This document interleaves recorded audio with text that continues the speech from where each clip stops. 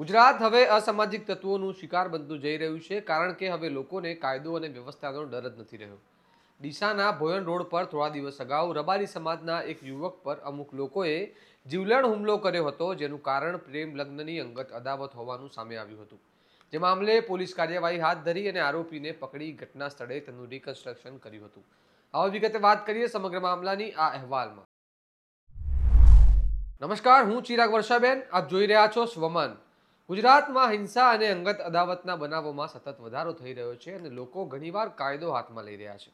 બનાસકાંઠાના ડીસામાં થોડા દિવસ અગાઉ બનેલી એક ચોંકાવનારી ઘટનાએ સમગ્ર પંથકમાં ચકચાર મચાવી હતી. રબારી સમાજના એક યુવક જે ભુવાપણીનું કામ કરે છે, તેણે પ્રેમ લગ્ન કર્યા હતા. જે યુવતી સાથે લગ્ન કર્યા હતા, તેના પરિવારના કેટલાક સભ્યો દ્વારા તેના પર જીવલેણ હુમલો કરવામાં આવ્યો હોવાના આક્ષેપો સામે આવ્યા હતા.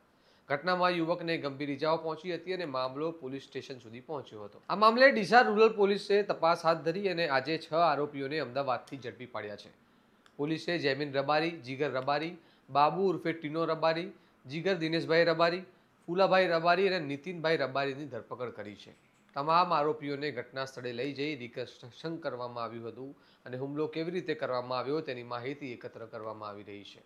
પોલીસની કાર્યવાહી બાદ ગુનાખોરોમાં ભયનો માહોલ ઊભો થયો હોવાનું કહેવાઈ રહ્યું છે, પરંતુ સાથે સાથે કેટલાક ગંભીર સવાલો પણ ઊભા થયા છે. પ્રેમ લગ્ન જેવી વ્યક્તિગત બાબતમાં લોકો કાયદો હાથમાં લેવાની હિંમત કેમ કરે છે? શું સમાજમાં સહનશીલતા ઘટી રહી છે કે પછી કાયદાનો ડર ઓછો થઈ રહ્યો છે? જો કોઈને કોઈ મુદ્દો વાંધો હોય તો કાયદેસરની પ્રક્રિયા અને ન્યાયતંત્ર છે, પરંતુ હિંસાનો રસ્તો અપનાવવો સમાજને વધુ અંધકાર તરફ ધકેલી શકે છે.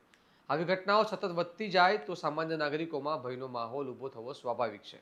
હવે જોવાનું રહ્યું કે પોલીસ આ કેસમાં આગળ શું કાર્યવાહી કરે છે અને શું આવા બનાવોને રોકવા માટે કડક પગલાં લેવામાં આવે છે કે નહીં.